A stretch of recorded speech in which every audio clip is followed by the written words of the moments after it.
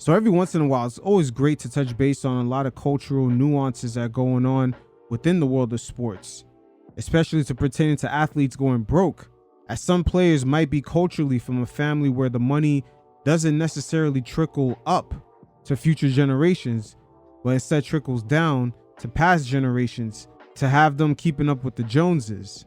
But Cam Newton, as well as Charles Barkley, gave some great insight to not only how the pay structure works from state to state with the athletes, but what goes on behind the scenes. You guys check it out, and every once in a while, I'll check in.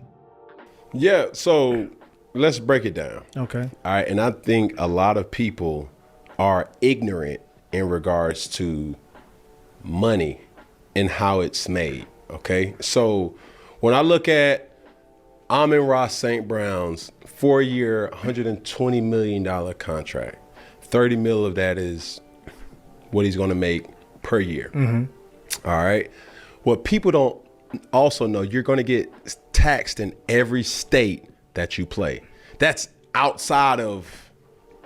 So the team is going to take that federal tax. Okay. But you are responsible for the state tax for all the states that you play. So break it down. If they play San Francisco, you got to pay San Francisco tax. You also got to pay Atlanta tax. Okay, you got to pay Miami tax. Okay, you got to pay Chicago tax. And you got to pay, you got to pay Minnesota tax just in their division. You got to pay Green Bay tax because you're in their division. You got to pay the Vikings tax.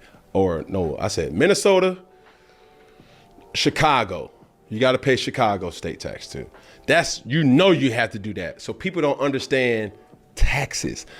If anybody wants to understand the simple rule of money, use money, don't let money use you. And the rich and wealthy understands that it's not about how much money you make, it's how much money you don't have to spend in taxes. What are you saying, Bug? What I am saying is this. So as an entity, Amon-Ra St. Brown is an entity. Okay. So he will have to get all that cut. So you're taking home $15 million, right? But also you got to get taxed with the state tax. Cool. Still a lot of money. But this is the sweet spot. His salary is 30 mil, so that's why Cam cut it in half right there. 30 mil before tax, that's why he said 15 after, but 15 is generous. It might be a little bit less than that because you got to pay agents and insurance and all kinds of other fees. But the number that's always marketed is the before tax number. That's why these players kind of struggle with saying no to family members and distant cousins and ex-girlfriends, because that before tax number is always the amount displayed. Hell, it's even in the video games in the 2K when everyone's trying to do their best version of being a GM. You're making that in 17 weeks. So just do the numbers. For entertainment purposes, can somebody please tell me $15,700,000 divided by 17? So he's going to take home every Tuesday $923,529 and what is that? 41 cents. You better look at it like he only taking home 300,000. Give or take. Oh, that's whether he catches 4 touchdowns or drop 4 touchdowns. So even with that, I tell you what, the IRS gonna be catching all them touchdowns no matter what the final score is. It could be 0-0. The IRS is getting touchdowns still. You got to understand, you got a bunch of gimmies that's coming. They coming. What's a gimme, Cam? Come on now. You got parents. Hey, gimme, gimme, gimme, gimme. Homeboys, gimme, gimme, gimme, gimme. Homegirls, gimme, gimme, gimme, gimme. Family member, gimme, gimme. Partner, get. Look, tell you something. I would love to use this app for, hey, bro, I want to come support. I want to come to a game. I will send them a link to StubHub. Okay. That's how you support. That's how you support. You know what I'm saying? Shit, support me? That ain't no +1. Because then now you say, all right, you got enough money to pay for a suite. Yeah, can you pay for a suite? You're getting $900K a week. A week? That's cool. That suite gonna cost you anywhere from about, I would say about $30,000 a game. 17 weeks. And That's all part of the money trickling backwards. With a lot of players and just a lot of people overall, that would be the circumstance if you came across a lot of money. Unfortunately, it's going to be trickling backwards instead of being best utilized to make sure that's still there for future generations, especially the brothers.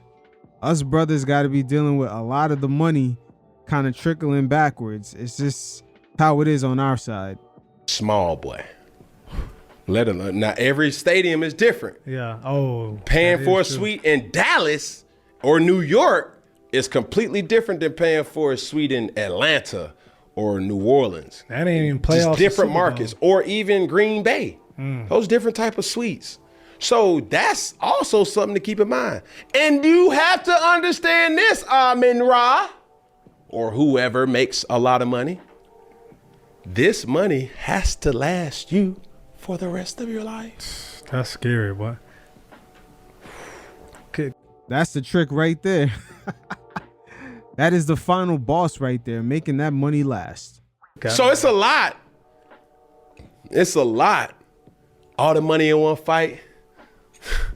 Sooner all the money goes, all the pigeons take flight. It's Jay-Z. Come on now, talk to him, bud. Come on, bro. Like, it's real shit that people don't understand the management of money. And you go broke because of the mismanagement of money. Because you always gonna think, man, I'm having that realization to this day. A lot of that mismanagement for players comes in the way of taxes. Boy, when that tax season come around, they gotta hide all the shotguns in the house. Oh shit. But most importantly, it will take a lot of courage for these players to actually make people understand that they're not here to support them as full-grown adults. And this is why you see about 70% of athletes, especially in the NBA, go broke under 10 years after leaving the league. And that's being generous. But a lot of the players don't necessarily come from a social structure where families in previous generations were able to pass anything down. And Charles Barkley speaks on this as he had a run-in with Grant Hill's parents, who established a great life for themselves, but they also had a great teachable moment for Barkley about being guilt-tripped to supporting other full-grown adult family members and friends. You guys check it out, and every once in a while, I'll check in. But I tell these guys, you know, Shannon, when I first was an idiot, when I got my money, I had like 3 or 4 cars. And Dr. J says, how many of those cars can you drive at the same time? I said, what do you mean? He says, how many of those cars you got to drive at the same time? I says, 1. He says, well, why you got 4? He said, Chuck, this money got to last you for the rest of your life. He says, this money got to last you the rest of your life. He says, son, don't waste all your money on cars. Everybody know who you are. Wow. He said, if you pull up in a Kia, they know, oh, that's Charles Barkley. You pull up in a Mercedes-Benz or a Rolls-Royce, that's Charles Barkley. But the problem is that money, it's not the fact that you can't afford that car. Right. It's the fact that that $300,000 you spent on that Bentley, if you bought a car for $70,000, $80,000, you would have had $200,000 more in the bank, and it would have been growing and growing, and in 1 year, 3 years, 5 years, 20 years, that $200,000 is gonna be worth a lot more. And that's the part the older players have to pass on, is not necessarily telling the players what not to do, but give them advice on what to do, how to grow that money. The same thing applies for all of us. You don't have to be a millionaire. It's an unfortunate thing, but the information that gets passed down from elders tend to be what not to do. There needs to be a more proactive approach, but we are in the informational age. And with the NBA cap going up, some of these guys will be making 70 million, 80 million a year. Hopefully we don't hear any more of these horror stories. But let's keep in mind, the vultures will be coming at the players twice as hard, especially on that Instagram. Woo!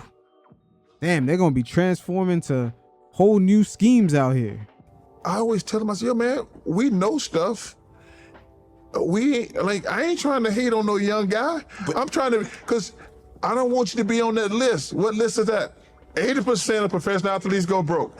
I don't want you on that fucking list. Where are they now? Yeah, well, like, yo, this money, you're 20.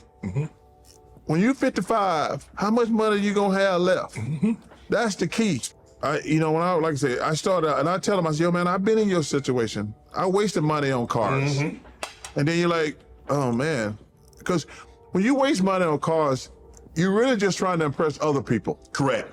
That's what you're doing. That's like when I used to have nice cars, they said, what kind of rims you gonna put on it? I said, what do you mean? They're like, put some rims on it. I said, so if I put rims on it, I'm really trying to impress other people because I actually can't see the rims when I'm in the car. That's what I tell them. I said, I can't see the rims when I'm in the car. Right. So that's what Doc said. He said, so you're really trying to impress other people. Right. You don't have to impress people. They already know who the hell you are. Now, one thing Charles Barkley is not considering is the online factor. At this very moment, Instagram is birthing a new level of consumerism.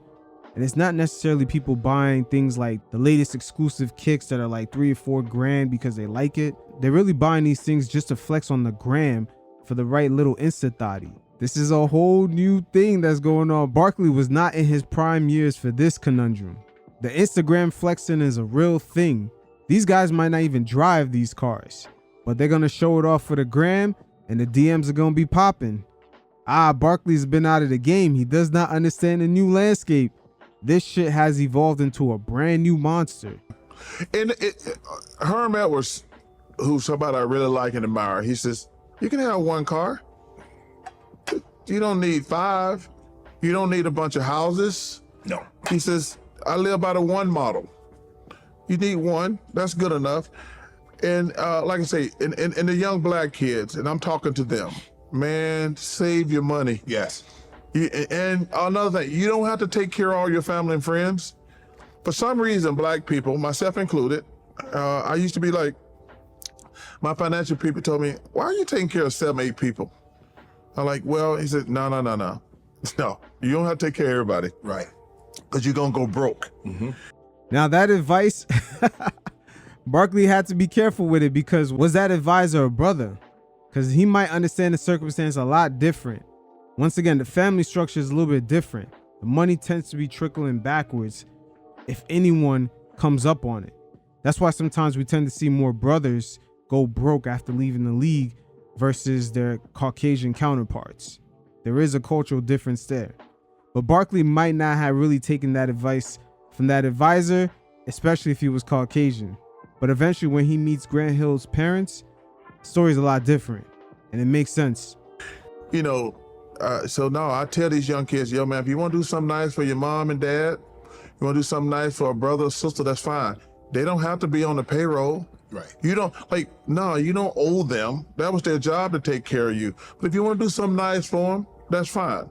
Grant Hill, his mom. Yeah.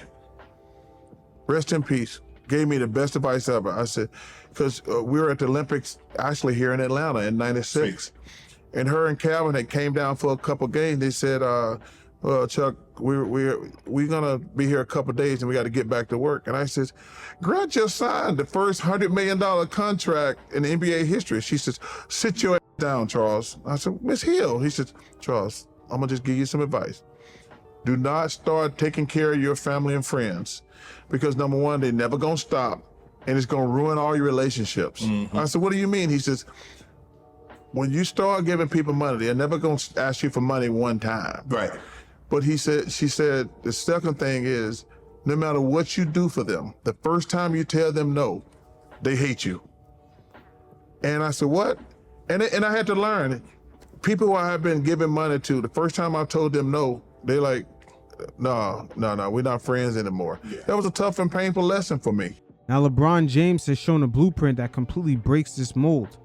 You can have your friends and family on payroll, but they gotta be contributing and aspiring to something. You see Mav Carter, Rich Paul, LeBron used his power and influence to put them in the right positions. Get Rich Paul an internship or a shadowing job behind a guy like Leon Rose in CAA. You see everyone around LeBron contributes to his life. Mav Carter handling other business ventures like their production company. And all these things will be structured under LLC. Where there's payroll, things can be written off. LeBron definitely has awakened the NBA players on how to structure their lives and how to view themselves while they're in the league. They are definitely a walking entity, so they should be diversifying themselves even in their playing days. But there were other players before LeBron that had done this. LeBron, just using the tools of today, took it to the next level, and he built a valuable circle of people around him. And I'm sure when he entered into the league, he got many learning lessons from Michael Jordan, Magic Johnson, and other players before them, Dr. J, that had really great business models and diversified themselves and leveraging the power that they had while playing in the league.